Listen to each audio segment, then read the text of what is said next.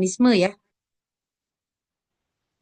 Ya, jadi ini beberapa terkait anatomi sistem saraf ya, neuroanatomi yang mungkin akan perlukan untuk menunjang pembelajaran kalian ya di blok ini dan juga pada CSL di semester ini ya. Jadi akan nggak nyambung nanti kalau kalian belajar pemeriksaan fisik saraf tetapi kalian belum tahu atau belum mendapatkan pengetahuan tentang anatominya gitu ya. Oke. Jadi ya anatomi berarti kan kita belajar mengenai sistem dari bagian-bagian tubuh ya, bagian-bagian tubuh yang merupakan bagian dari sistem saraf gitu ya. Jadi pelajari organ yang mengatur untuk sistem saraf atau konduksi atau koordinasi pada tubuh manusia. Ini saya rasa kalian kalau untuk penampang seperti ini sudah paham ya. Jadi mana yang anterior, posterior gitu ya, ventral, dorsal gitu ya, superior, inferior. Nah, itu jangan lupa karena itu akan kalian pakai terus-terusan ya.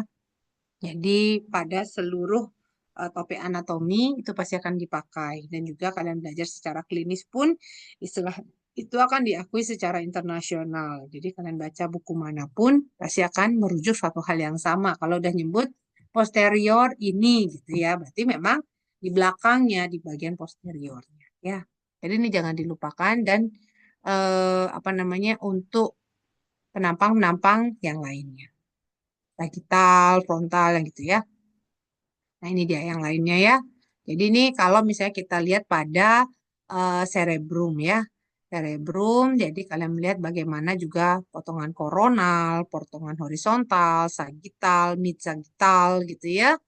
Kemudian lateral sagital ya, itu juga akan menjadi bagian-bagian yang mungkin tidak hanya berlaku pada neuroanatomi, tetapi juga pada anatomi sistem yang lainnya ya untuk potongan ini.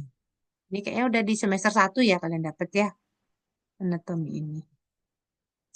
Nah, fungsi sistem saraf ya. Jadi sebelum kita belajar anatomi umumnya, jadi kita mesti tahu ini fungsinya apa sih sistem saraf. Jadi sistem saraf itu ada fungsi untuk motorik, sensorik dan vegetatif ya.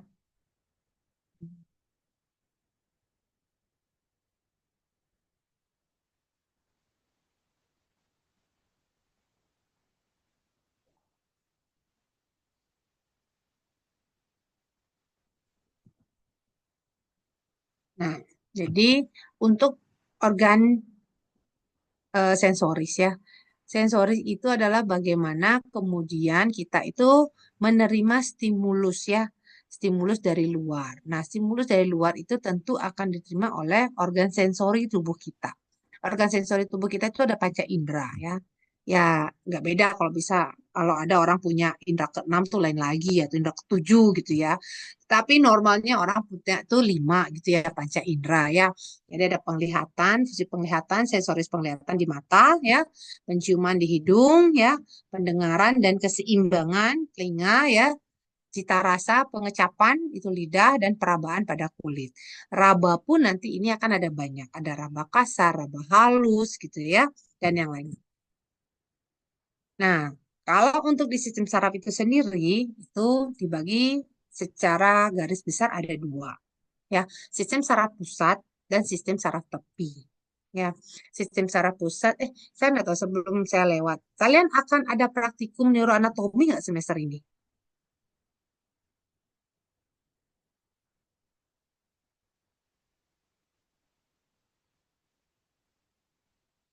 Siapa kortinya ya? Nah, dokter, dari Heeh. yang saya lihat di jadwal sendiri itu untuk di semester ini belum ada dokter. Oh, ya lecture aja ya. Saya kalau lecture agak bingung sih. Kita punya beberapa mungkin yang lumayan bagus sih ya. Nah, saya nggak tahu apa mungkin kalau secara mandiri apa boleh eh ke sana saya nggak tahu ya tergantung dari pemilik labnya maksudnya koordinator labnya ya ya kita ada beberapa manekin yang berkaitan dengan sistem saraf itu lumayan bagus dan di kadaver itu pun kelihatan beberapa bagian sarafnya itu kelihatan jelas ya untuk yang cukup besar ya femoralis itu kelihatan di sana ya medianus itu kelihatan di sana ya di kadaver yang di luar itu deh. Kalian pernah masuk ya lab anatomi ya. Oke, nah saya lanjut lagi ya kalau gitu ya. Jadi sistem saraf ada saraf pusat dan saraf tepi. Ya, sistem saraf pusat adalah untuk bagaimana mengontrol kalau yang saraf tepi menerima dan memberikan ekspresinya. Ya, sistem saraf pusat itu ada cerebrum, cerebellum, ya, kemudian dari batang otak ada medula mesencephalon ya, tegmentum ya, kemudian pons dan medula oblongata ya kalau secara berurutan ya, kemudian baru medula spinalis. Kalau sistem saraf tepi itu ada cranial nerve dan spinal nerve ya. Untuk sistem saraf ini utamanya adalah sistem saraf pusat dia akan dilindungi ya. Pelindungnya itu cukup paten deh ya. Mulai dari kalau cerebrum itu ada cranium ya. Kranium itu merupakan bagian dari tubuh kita yang paling keras, paling kokoh, paling kuat gitu ya. Kalau sampai terjadi cedera kepala gitu ya, ada fraktur berarti itu benturannya sudah amat sangat hebat gitu ya. Kalau untuk di daerah medula spinalis dia dilindungi oleh os vertebra, mulai dari cervical, thoracal, lumbal, sakral, koksik gitu ya. Nah, kemudian di dalamnya itu ada eh, meningen dulu ya. Meningen, lapisan meningen ya, yang terdiri dari 3 lapis dura mater, arachnoid, dan pia mater. Nah, kemudian dalamnya itu ada LCS, liquor cerebrospinal ya, cairan cerebrospinal yang merupakan secara utama dia fungsinya adalah kayak shock breaker gitu deh ya. Jadi kalau ada goncangan dia sama seperti apa namanya kalian berkendara gitu, shock breaker fungsinya apa? Meredam goncangan kan gitu ya. Tubuh kita pasti akan tergoncang, tapi sistem saraf kita akan baik-baik saja, utamanya sistem saraf pusat di dalamnya itu akan baik-baik saja. Kenapa? Karena goncangan atau getaran itu tidak sampai sangat mempengaruhi kondisi anatominya ya, karena itu sudah terendam oleh LCS itu sendiri ya. Nah, ini bagian-bagiannya. Ya, ini kalau dari gambar secara foto ya. Ini foto yang kayak diwarnain gitu ya. Ini kulit kepala ya, ini kranium ya. Dua-duanya ada meningen. Nah, ini baru brain parenchyma. Kalau saya gerakin kursor kelihatan nggak, Dik? Dokter. Ah, Terlihat, dokter. oh kelihatan ya. Oke. Nah, ini adalah brain parenchyma ya. Ada sulcus, ada girusnya gitu ya. Ini sulcus sentral.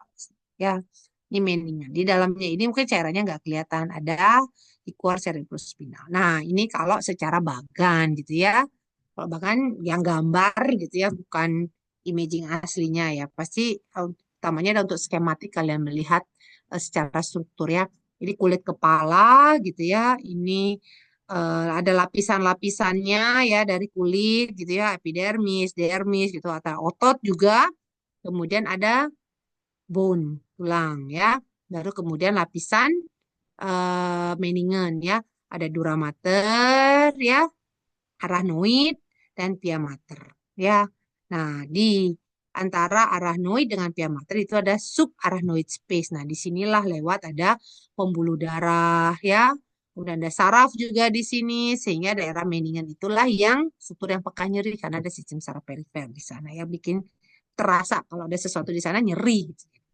Ya kan kalau di brain parenchyma itu tidak ya. Nah, LCS itu ada di sini dia, ruang subarachnoid ini. Ya. Oke, kalau sistem saraf tepi ini bagian-bagiannya ada radix, ganglion, akson, dan motor end plate ya. Nah, ini ada radix ya. Kemudian dia menjadi ganglion ya. Kemudian jadi aksonnya. Kemudian motor end plate itu paling ujung. Itu nggak kelihatan kalau di sini. Ini kalau contohnya dari spinal nerve gambar. Nah, kalau untuk sistem saraf tepi, dia itu tidak terlindungi oleh mielin, meningen, tetapi dia bermielin, ya utamanya. Kalau yang pendek, yang panjang, dia akan makin banyak mielinnya. Tapi ada juga bagian dari sistem saraf tepi yang tidak bermielin. Kalau secara fungsi, nah ini yang tadi ya. Kalau secara fungsi itu ada motorik, sensorik, dan otonom ya. Kalau untuk saraf yang motorik ya itu berasal dari kornu anterior ya. Dia nggak ada ganglion. Kemudian dia berakhir di motor empit. Tapi kalau yang sensori berawal dari reseptor. Reseptor itu adalah ada di indera raba, nosiceptor kah, termoreseptor kah yang ada di kulit ya. Baru kemudian dia menuju ke dorsal ya lewat ganglion dorsalis dulu, baru berakhir di cornu posterior. Oke, nah, ini ya. Ini yang untuk sensoris ke belakang ke dorsal ya. Ini yang untuk motorik depan nggak ada ganglion. Nah ini ganglion ini yang membulat nih, mengembung ini ganglion ya. Oke. Ya. Nah nih. Nah, ini kalau untuk yang spinal nerve ya, mulai dari medula spinalis ya, sistem saraf pusatnya ya, central canal, gray matter, white matter ya, bagian-bagiannya. Ini adalah yang daerah posterior, ini adalah yang anterior. Ini dorsal ya, dorsal atau posterior, anterior atau ventral ya. Jadi stimulus itu datang dari sini ya, spinal nerve ya. Oke, dari reseptor, kemudian dia akan ke belakang ya, ke dorsal lewat ganglion root nih ya, ganglion dorsal root nih, kemudian masuk ke spinal nerve-nya di sini, masuk ke cornu dorsalis. Baru akan terjadi proses di sini, ya, apakah mungkin masuk ke lengkung refleks, ataukah mungkin dia akan ke spinotalamik atau spinotalamokortikal, ya, untuk tahu, oh ini yang memberikan saya stimulus ini rasanya tajam gitu misalnya, atau panas gitu ya.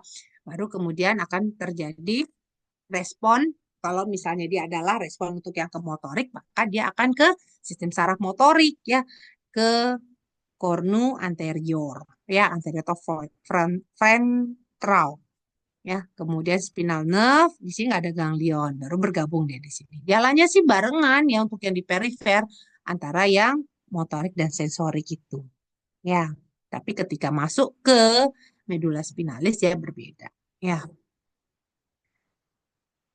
Oke.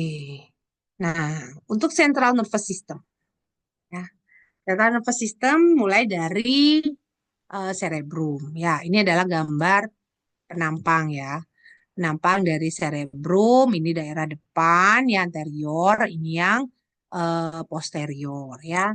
Ini frontal lobe, ada parietal lobe. Kayaknya ada gambar yang lain. Ini occipital lobe. Kalau posisi penampang bisa kita lihat begini dia yang kelihatan. Ini corpus callosum ya yang menghubungkan hemisfer kanan dan kiri nantinya ya. Kemudian ini ada daerah basal ganglia ya basal bawah berarti ya. Ada ganglion-ganglion di sini, nukleus-nukleusnya, talamus ya salah satunya. Kemudian, nah ini gambar, kalian bisa lihat nih ya, dasarnya ada optic nerve. Optic nerve ini yang ke depan untuk nervus 2 gitu ya. Kemudian ada thalamus. Nah, kemudian ini lobus occipital, kemudian paling bawah itu ada cerebellum ya.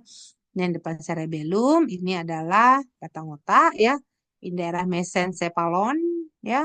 Kemudian ini daerah pons, ini medula oblongata, baru dia turun bersambung dengan spinal cord atau medula spinal. Nah, ini cerebrum. Ini kalau lihat dari atas ya gambarannya, sebelah kanan kiri. Kemudian, nah ini yang disebut sebagai sulcus dan gyrus ya. Sulcus itu lengkung yang ke bawah, gyrus itu yang menonjol.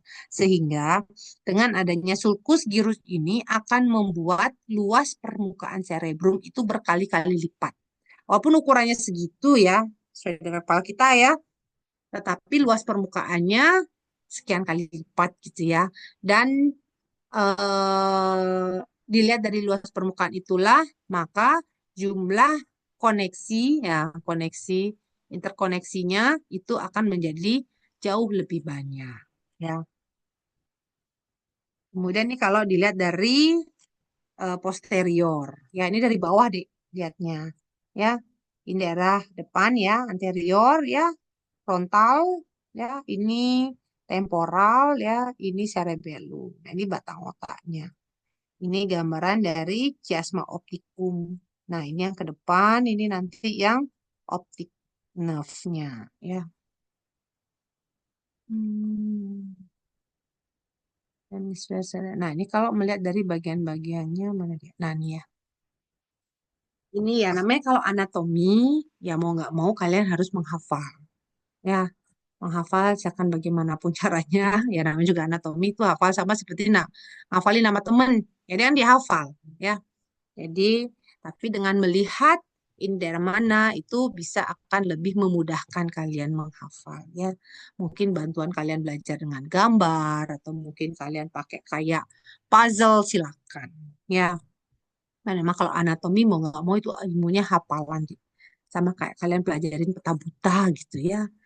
Peta ya, jangan nggak pakai buta ya, peta gitu. Kalian belajarin peta gitu ya. Hafalan memang ya. Nah, ini bagian-bagiannya ya frontal, parietal, occipital gitu ya.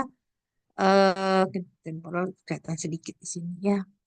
Dan ini adalah daerah basal ganglia di sini. Kemudian ini adalah daerah untuk apa namanya batang otak ya, midbrain ya, kemudian bawah baru ke spinal cord. Ini paling ujung bawah ini adalah spinal cord ya.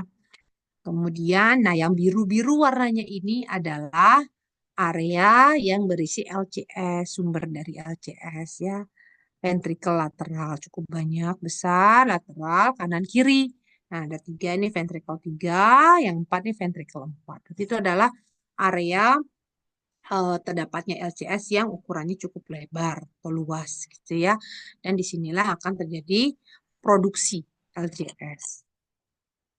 Hmm, Ini adalah beberapa fungsi ya. Jadi belajar tentang anatomi mau nggak mau tidak terlepas dengan belajar tentang fungsinya gitu ya. Apakah mungkin ini ya. Jadi dari untuk hemisfer cerebri ya, ya sebagai pusat relay utamanya daerah talamus ya, kemudian persepsi sensorik, asosiasi ya untuk perintah motorik ya. Eh, jadi yang mungkin eh, perlu pemahaman detail kalian itu adalah area korteks ini ya, korteks dari homunculus ya. Itu saya ada nggak ya gambarnya ya? Ya ini di bawahnya ya nanti ya.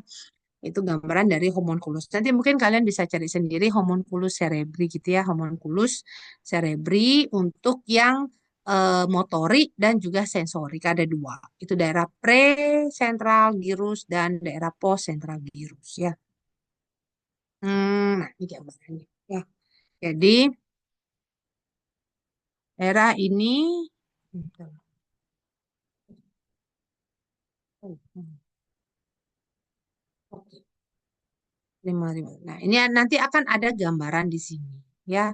Gambaran untuk motor korteks ya, motor. Motor berarti untuk motorik, satu lagi adalah di sensoris ya. Presentral yang di motorik, yang posentral yang di sensoriknya ya. Jadi akan ada gambarannya di sana. Kemudian ini adalah sesuai dengan area fungsinya. Jadi ini adalah berdasarkan mapping yang sudah dilakukan oleh senior-senior kita ya. Senior-senior kita maksudnya para penemu ya. Jadi kita udah tinggal terima nih. Oh, memang ketika fungsi hand gitu ya, hand skill, berarti memang fungsi daerah di sini yang lebih dominan gitu. Jadi memang ketemunya di sini yang untuk mengatur gitu ya, dan yang lain-lainnya. Nah, eye fixation misalnya mata, gerakan bola mata, gerakan mata gitu ya, dan penglihatan, nah itu daerah occipital ya.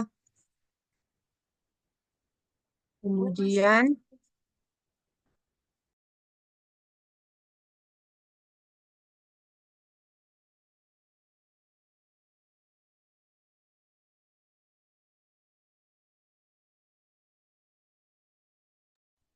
nih ya. Kemudian ini adalah bagian-bagian dari substansia. Substansia itu eh, kalau dibilang lapisan bukan lapisan ya. Ya bisa dikatakan lapisan. Jadi ada daerah yang sebagai substansia grisea, substansia alba. Kalau grisea itu daerah korteks ya, luar, lebih di luar, lebih di permukaan ya. Alba itu yang lebih di bawahnya. Jadi memang nanti akan lewat jaras-jaras utamanya di sana. Kemudian tadi kan bagian brain itu ada yang kanan dan kiri ya. Kanan kiri.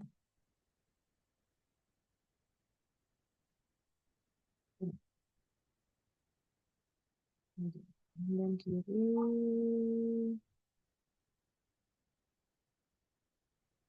Nah, yang ini ya. Ini adalah kanan dan kiri kan gitu ya, otak kita kanan dan kiri ya. Dengan mungkin bentuknya pun tidak sama. Kalian bisa lihat sulcus gyrusnya beda gitu ya. Dengan fungsinya pun akan berbeda ya. Nah, yang kanan dan kiri ini nanti dia akan berhubungan pada nah nih serabut komisura yaitu pada corpus callosum ya. Jadi akan selalu ada koordinasi. Nah, ini yang sering katanya melatih otak kanan, otak kiri dengan gerakan tertentu. Ya, itu adalah sesuai dengan fungsi masing-masing daerah brain itu sendiri, gitu ya. Dan ini akan latihan itu akan lebih mengaktifkan korpus kalosum, ya, sehingga di serabut itu akan proses transmisinya lebih banyak, gitu ya. Sehingga kalau saraf itu makin digunakan, makin dilatih, makin diberikan stimulus, maka dia akan makin baik kondisinya. Ya. Oke, ini bagian-bagian yang tadi ya saya bilang ya, lobus-lobus frontal, parietal, occipital, temporal gitu ya. Kemudian ini ada sulcus centralis ya. Nah, sulcus sentral berarti sentral tengah ya. Nah, disinilah akan ada mapping, tetapi imajiner ya. Nggak kelihatan nih bara tangan gitu, tapi secara imajiner itu digambarkan homunculusnya ya. Untuk presentral, ini adalah untuk motorik ya. Postsentral yang sensorik, yang di sebelah sini. Kalian silakan cari sendiri gambaran homunculusnya. Dipegang deh itu. Itu akan kalian pakai terus-terusan gitu ya. Kemudian, nah ini adalah motorik. Era motorik ada primary motor cortex di presentral ya. Kemudian dia akan turun menjadi tractus piramidal ya. Kemudian daerah untuk yang sensori itu adalah daerah postcentral gyrus ya. Postcentral gyrus nanti dia juga akan berkaitan dengan sensori area-area sensori yang lain, ya, visual, auditory, olfaktori, gustatori, visceral sensori, dan vestibular cortex. Kemudian yang asosiasi. Kemudian itu untuk cerebrum. Sekarang bawahnya itu brainstem, ya, batang otak, ya. Jadi mulai dari sini, ya, dari sini, ya, dari sini, ya. Ini dasarnya ya. Ini kalau brain ya cerebrumnya dihilangkan gitu deh. Cerebrum lobus-lobusnya tuh dihilangkan, sisanya ini gitu ya. Jadi ini basisnya bawah ya, optik kiasma kan paling dasar ya. Paling dasar dari sini ya. Kalau kita bilang samping tuh gini ya posisinya ya. Optik kiasma kan ke mata ya. Nah, ini bawahnya gitu ya. Jadi daerah mesencephalon, pons dan medulla oblongata. Belakangnya itu ada cerebellum. Nah, di daerah brainstem inilah terdapat nukleus nervus cranialis. Ya, yang punya nukleus itu adalah dari nervus 3 sampai 12. Nervus 1 dan nervus 2 itu nggak punya nukleus. Jadi dari saraf tepi dia langsung menuju ke saraf pusat. Nah, nervus 1 ada yang tahu sudah nervus 1 itu apa?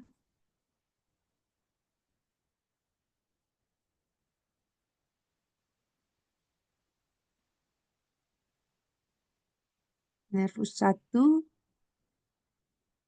ya acak-acak panggil coba ya. Olfaktori, Dok.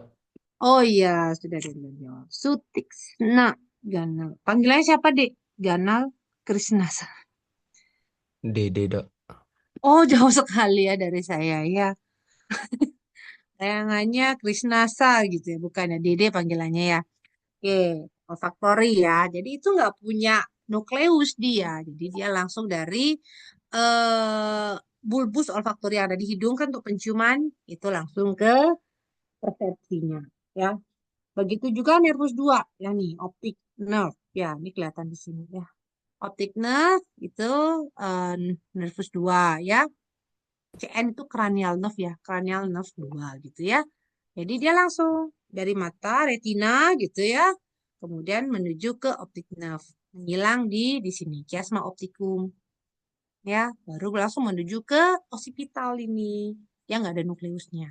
Nah, kalau untuk yang nervus 3 nih ya, oculomotor, trochlea, trigeminal, abdusen, facial, vestibulococlear, glossopharyngeal, vagus dan sampai hipoglosal ya, itu ada nukleusnya. 3 dan 4 itu setinggi mesencephalon. Ya. 5, 6, 7, 8 itu setinggi pons. Sisanya setinggi medula oblongata gitu ya. Nah, di bawahnya ini baru dia akan bersambungan dengan medula spinalis ya. Oke.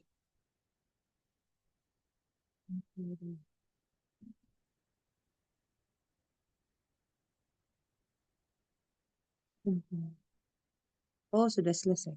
Sudah semua join ya, Dik ya? Karena Dokter Adi bilang sudah selesai. 10 menit yang lalu ini WA-nya. Ah, kortinya mana? Sudah semua join bisa, Dek? Apa ada yang berkendala? Mohon izin dokter, saya selaku Korti kelas C menginformasikan dari kelas C sudah bergabung semua dokter. Oke, terima kasih Terima kasih konfirmasi. dokter. Jadi semua sudah hadir ya.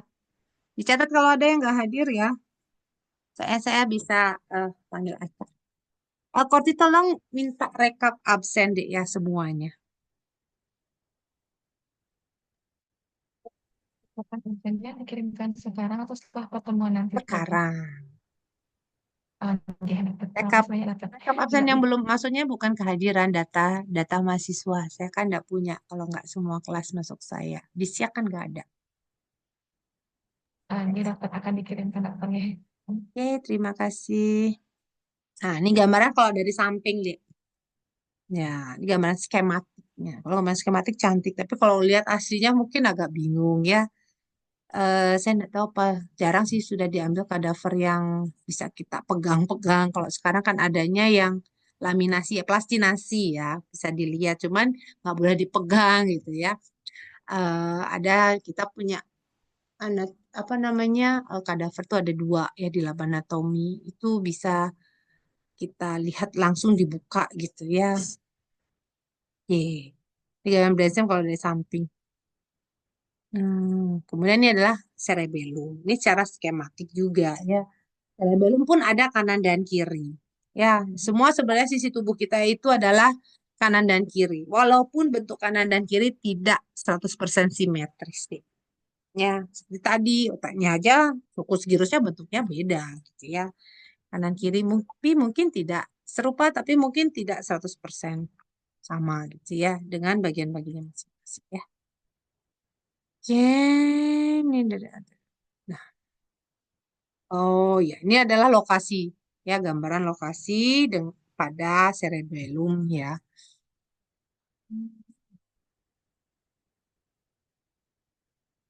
Oh, kalian nama katanya beda.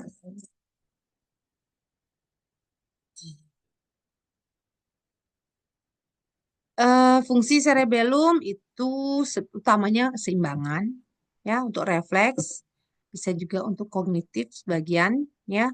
Kemudian, nah itu fungsinya tiga ya. Gambarannya itu seperti ada yang bilang daun, ada yang bilang seperti sayap gitu ya. Jadi ada bagiannya gitu, kanan hemisfer kanan dan kiri juga. Ya, dengan mappingnya pun untuk keseimbangan ada gambaran homunculusnya. Jadi nggak cuma di korteks presentral, posentral, gyrus saja ada gambaran homunculus ya. Di cerebellum pun ada. Nanti kalian cari, kalau kalian cari di searching gitu, homunculus pasti sama. Apapun sumbernya pasti gambaran homunculusnya sama kok. Ya. Jadi saya nggak perlu memberikan rujukannya apa. Kalau untuk neuroanatomi, saran saya kalian bacanya adalah Peter Das gitu ya, boleh. Kemudian pakai Sobota kalau untuk yang grossnya. Tapi kalau detail untuk neuroanatominya pakai Peter Das ya. Kemudian ini bagian tegmentum ya. Saya lanjut ya. Bagian tegmentum bawahnya ya. Jadi di sini ada nervus cranialis yang untuk pergerakan bola mata di sini ya. Kemudian ada nukleusnya. Kemudian daerah pons ya. Di sini ada 4 pasang nervus cranialis. Oh, ini maunya saya ngasih pertanyaan buat kalian sih. Tadi kan saya sudah sebutkan ya, apa saja tadi yang di pons, nervus cranialisnya, nukleusnya. Siapa yang ingat tadi?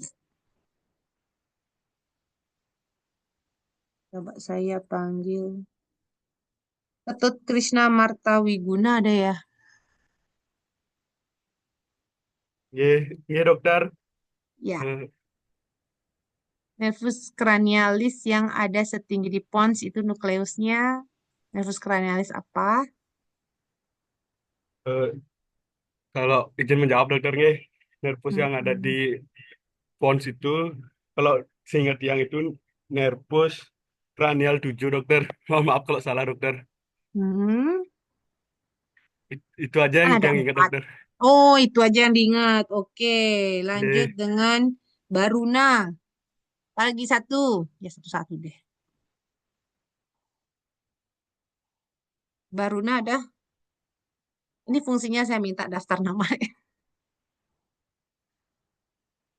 Baruna ada, Dek. Siapa nih? Ide bagus Bentara Baruna. Mungkin takutnya ada 2. Ide bagus Bentara Baruna ada. Hadir, Dek. Noh, lu.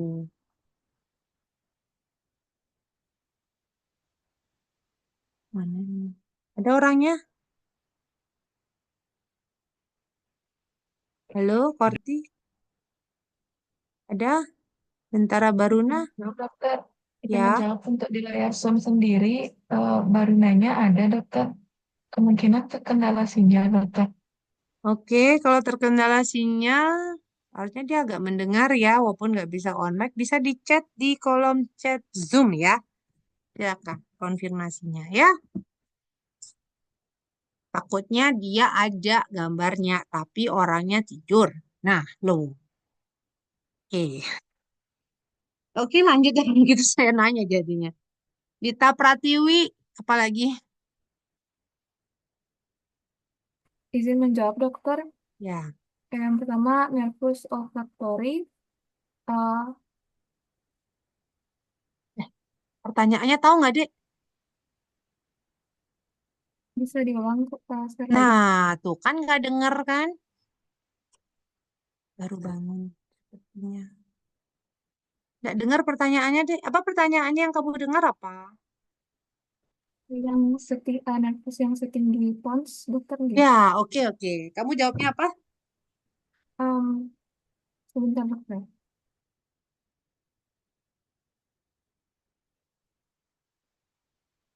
Yo, buka grupnya. Em,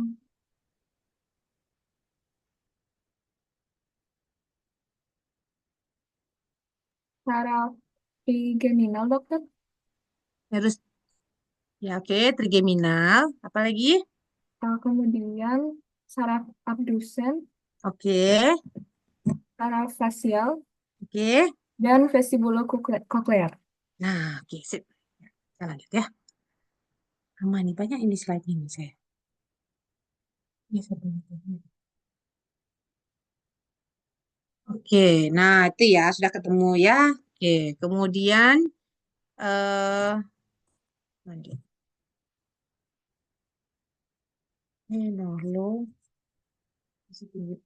Nah, ini gambarnya ya. Ini gambarnya yang tadi ya. Ini kalau dilihat dari basis sebelumnya saya jelaskan ini dulu ya. Jadi di bawahnya itu adalah setinggi medula oblongata ya. Setinggi medula oblongata itu ada 5 pasang cranial nerve ya. Cranial nerve yaitu dari nervus 9 sampai 12. 8 ya, 9 sampai 12 ya. Oke, baru kalian lihat di sini ya. Nah, ini sekarang skematik kalau dilihat dari posterior, dari bawah ya, bukan posterior, dari inferior ya. Lihat di sini ya, setinggi ini lihat ke atas gitu ya. Jadi ini akan kelihatan ini untuk di nervus 1 olfactorius ya. Ini aku potong ya, nervus 2 opticus. Nanti ini akan menuju ke bilang kabar saya. Menuju ke mata, retina ya. Nervus 3 ya, 4. Nah, ini setinggi mesencephalon. Baru ke nervus 5, ini ada nanti akan bercabang, trigeminal. 51, 52, 53 gitu ya. Baru kemudian 6, 7, 8. Nah, baru setinggi medula oblongata 9, 10, 11, 12 ya. Baru kemudian dia akan menuju ke decussatio pyramidum masuk ke medula spinalis. Ya. Oke. Nah, lanjut di medula spinalis. Medula spinalis ya, itu dia dibungkus oleh atau dibungkus. Dia berada di dalam kolumna vertebralis. Jadi kolumna vertebralis artinya kolum itu adalah tabung ya, bentuk tabung ya yang dibentuk oleh susunan tulang vertebra. Kalian tahu bentuk tulang vertebra gimana? Nah, ini tulang vertebra ya, Dek ya. Ini tulang vertebra. Nah, di tengahnya tuh dia bolong gitu, Dek ya. Kalau tulang-tulang vertebra numpuk gitu ya, setinggi nah seperti ini. Nah, seperti ini, maka bolong-bolong-bolong di belakangnya ini akan membentuk kanal saluran. Itulah yang disebut kanalis vertebralis. Di sanalah terdapat medula spinalisnya gitu. Dari segmen C1 sampai S5 gitu ya, S4 ya. Sacrum coccygeus 4 ya di sini, tapi dia menyatu. Oke. Nah, untuk lokasinya ya medula spinalis itu dari setinggi cervical 1 sampai dia biasanya adalah L1. L1 itu adalah udah ujung dari medula spinalis atau konus medularisnya ya. Sehingga yang di bawahnya itu dia seperti agak kosong, nggak ada medula spinalis, tetapi ada cauda equina ya. Cauda equina adalah rumbai-rumbai sarafnya gitulah kasarnya kita bilang. Oke. Nah, ini gambarannya kalau kita potong pada setinggi vertebra. Misalnya ini adalah T10 gitu ya. Torakal 10 gitu ya. Atau mungkin C ya. Jadi di sini kalau kita lihat bentuknya dia akan ada lubang sini ya. Ini korpus vertebra. Nah, di tengahnya ada medula spinalis ya. Nah, medula spinalis ini akan dibungkus oleh meningen ya, dura mater, arachnoid diameter ya. Baru di tengahnya ada medula spinalis. Di sini akan ada apa namanya? Radik dorsal, radik ventral gitu ya. Kemudian dia menyatu. Bisa di sini menuju ke sistem saraf yang perifer ya. Oke, konus. Nah, ini ujung yang tadi saya bilang ada konus medularis paling ujung ya, setinggi lumbal 2. Kadang ada lumbal 1. Kemudian paling akhir itu adalah cauda equina. Itu untuk di saraf pusat ya. Kemudian kalau pada saraf tepi, masih ingat tadi saya bilang saraf tepi ada apa saja? Ada 2. Dibagi ya, apa namanya? Dibagi 2 besar gitu ya, saraf tepi. Apa saja kah itu? Siapa yang tahu? Adek Anan Prasatya ada? Ada dokter. Oke, saraf tepi ada 2. Apa aja, Dek?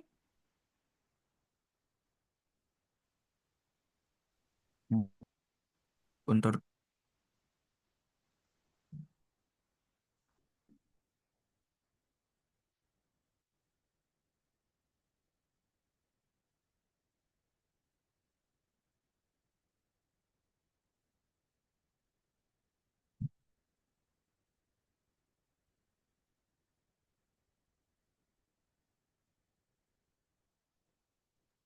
Ada saraf kranial sama saraf spinal dokter. Ya, oke. Selanjutnya, jadi ada 2, nervus cranialis dan nervus spinal. Nervus spinal yang kranial udah tadi ya, 1 sampai 12 ya. Nervus spinal ada yang cervical, thoracal, lumbar, sakral. Di mana nantinya semua ini mereka akan membentuk plexus ya untuk menjadi nervus yang ada di limb ya, ekstremitas. Oke. Kalau secara fungsi sama ya, tadi sudah. Nah, ini gambaran untuk spinal nerve ya. Dari keluarnya dia, nih ya. Ini untuk yang motoriknya ya. Untuk yang sensoriknya ini. Semua adalah setinggi dari sesuai dengan segmen medula spinalis. Baru dia akan keluar pada setinggi korpus vertebranya ya. Sebelum saya lewat, untuk spinal nerve cervical itu ada 8 ya. di mana korpus vertebra cervicalis itu ada 7. Tulang vertebra cervical kan ada 7, tapi spinal nerve-nya ada 8. Kenapa bisa begitu? Karena spinal nerve cervical 1 itu keluarnya di atas korpus vertebra C1. Nah, spinal nerve cervical 2 di bawah C1. Yang 3 di bawah C2 dan berikutnya. Sampai kemudian T1 itu berada di bawah korpus vertebra T1 dan seterusnya. Sehingga agak lebih hanya pada cervical saja. Ya. Yang semua bentukannya serupa seperti ini. Ya.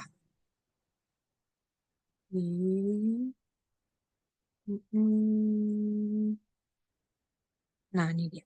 Nah, ini gambarannya. Nah, pas tes. C1 di atas di sini ya, tapi C2 sampai jadi C8 tuh di bawah C7. Sedangkan T1 di bawah T1 dan seterusnya ya. Nah, ini medula spinalis ya. Ini cervical, torakal, lumbal, ini konus medularis ya. Konus medularis itu berisi untuk yang sakrum dan koksigeal ya. Nah, kalian lihat di sini, di depan L1, L2 dia berhenti. Penampang untuk medula spinalis. Di bawahnya adalah internal terminal filum atau daerah cauda equina.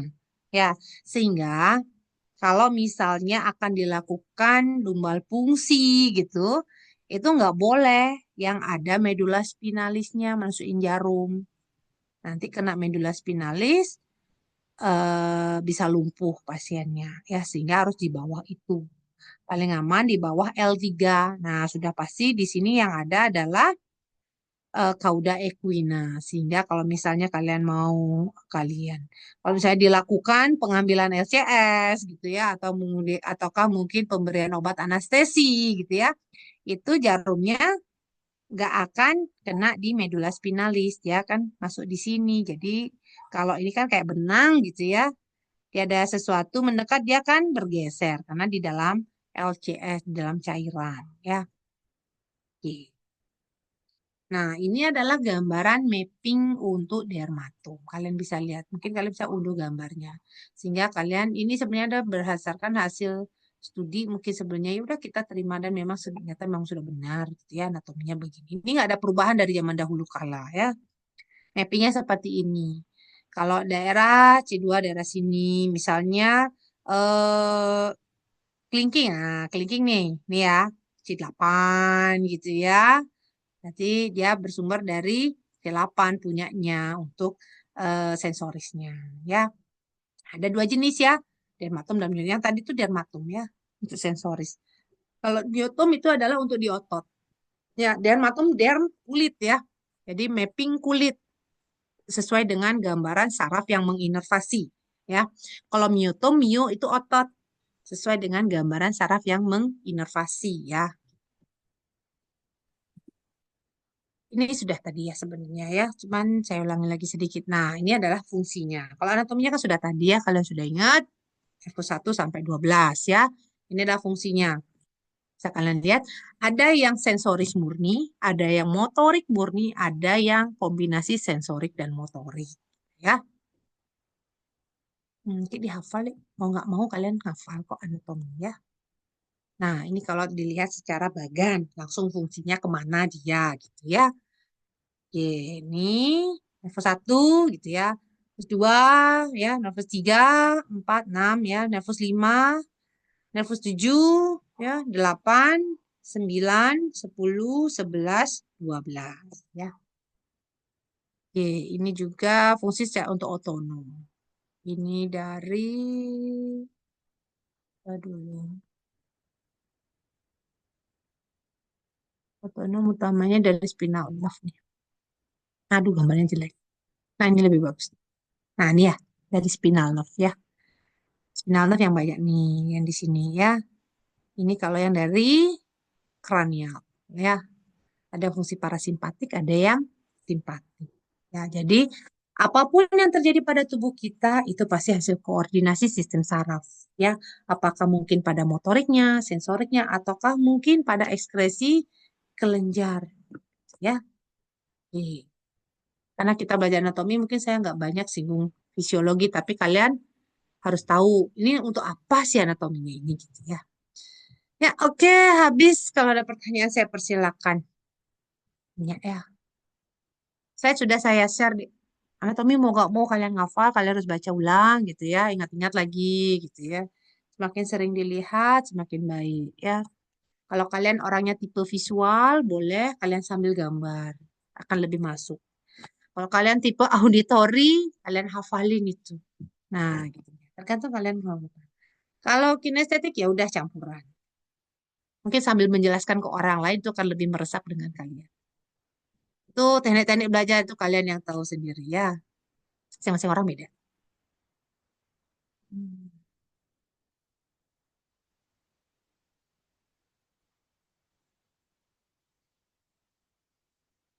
Kalau ada pertanyaan, saya silakan.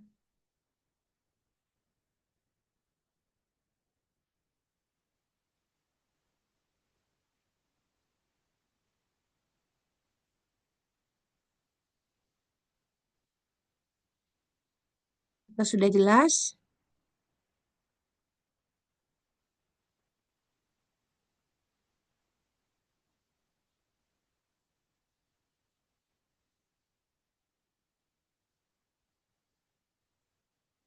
halo, artinya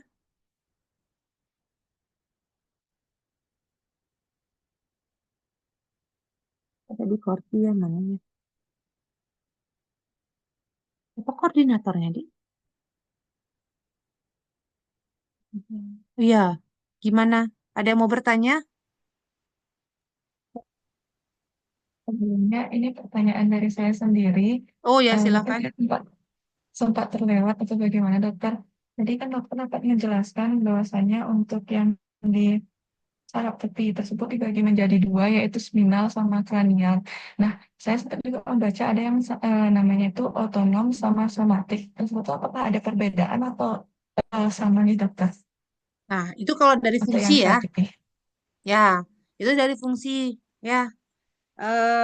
Itu sebenarnya untuk fungsinya ya. Kalau yang kita bahas di sini adalah secara anatomi. Nah, anatomi sistem saraf pusat, sistem saraf tepi. Saraf tepi ada dua, cranial nerve dan spinal nerve. Ya, kalau otonom, somatik itu adalah sesuai dengan fungsinya dia. Ya sih ya. Beda pembagian gitu maksud saya. Baik dokter, terima kasih banyak dokter.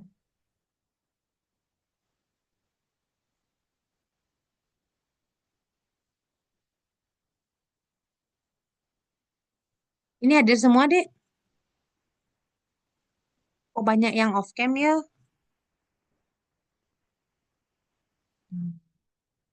Langsung kelihatan gambarnya.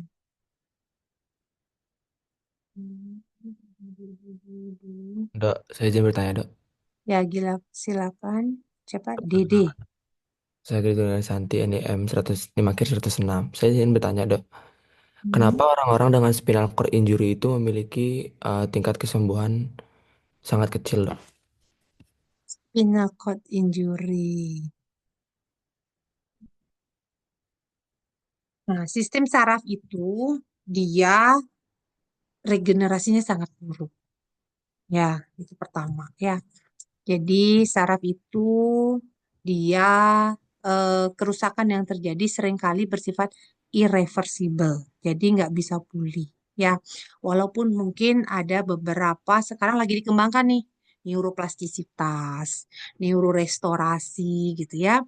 Tapi secara teori sebelumnya kalau sistem saraf itu memiliki golden period. Golden period artinya waktu kalau terjadi dia injury gitu ya. Injury berarti kalau misalnya tadi spinal cord injury kan ya.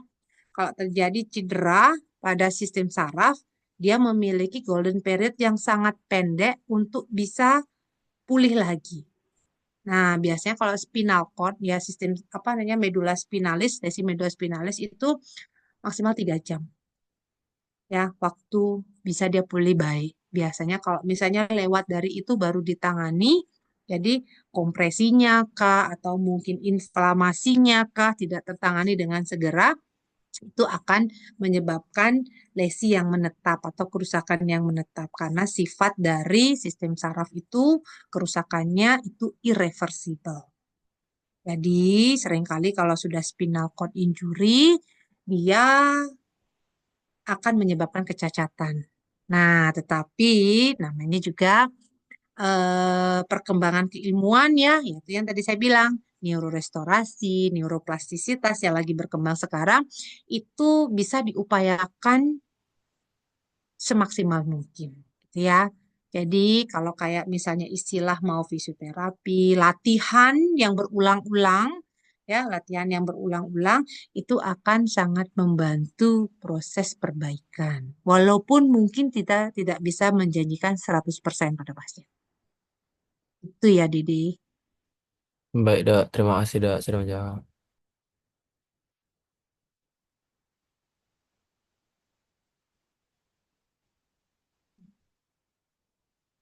Oke, sudah jelas semua ya. Oke, kalau nggak ada yang nanya lagi, bisa kita akhiri. Saya kembalikan ke Wahyu Lestari.